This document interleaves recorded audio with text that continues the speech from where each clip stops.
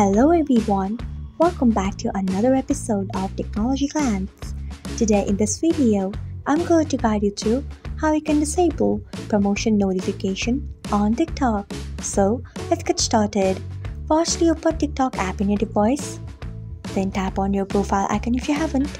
Next tap on three lines icon. After that, tap on settings and privacy. Then tap on notifications.